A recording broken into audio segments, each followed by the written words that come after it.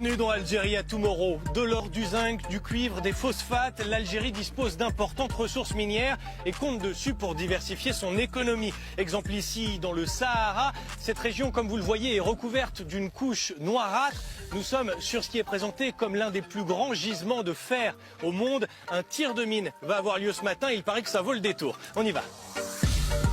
Pour réaliser ses ambitions industrielles, l'Algérie a relancé plusieurs grands chantiers miniers. Celui de Garachbillet est l'un des plus structurants.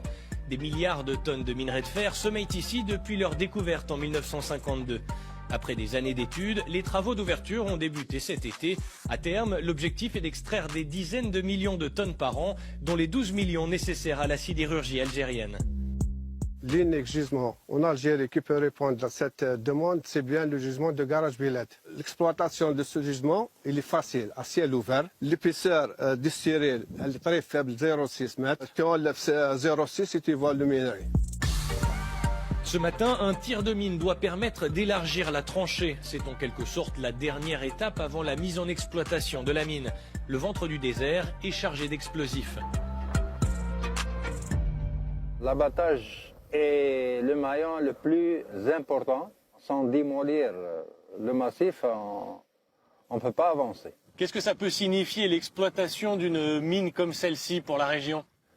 Ça va créer des emplois, des centres d'agglomération. Des villes entières ont été créées une fois que la mine est entrée en exploitation. C'est l'heure du tir, chacun se met à l'abri.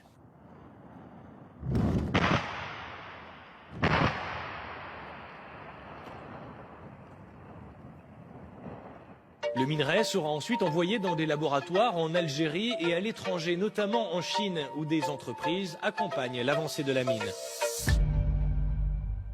Dans le monde, les gros consommateurs commencent à avoir des difficultés pour s'approvisionner. Donc dès qu'ils ont appris qu'il y a un gisement important en Algérie, ils se sont manifestés pour justement acquérir notre produit. Un produit qui, d'après les échantillons analysés, contient 90% de fer, mais aussi du phosphore, un élément indésirable. Le traitement pourrait se faire dans de nouveaux complexes plus au nord. Une ligne ferroviaire est en projet pour acheminer les millions de tonnes extraites et faire émerger un couloir économique ouest jusqu'à Oran. Oran, c'est ici que se trouve le leader de l'industrie sidérurgique nationale, Tosyali Algérie.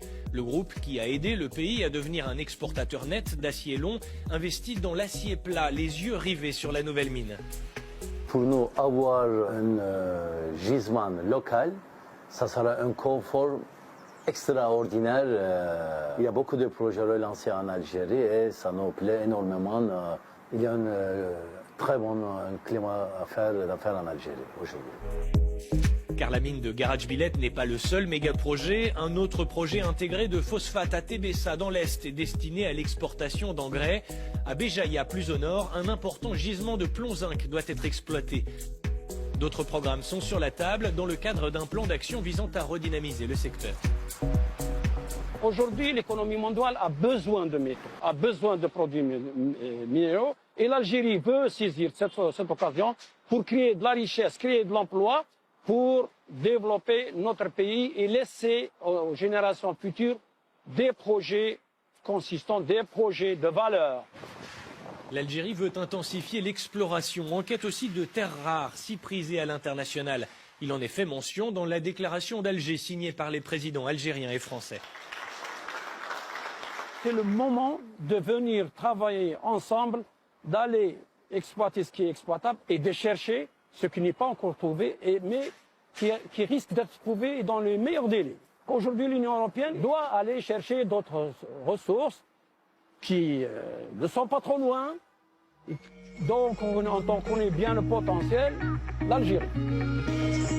Le pays vient de réformer sa loi minière et a décidé de créer une nouvelle école des métiers miniers.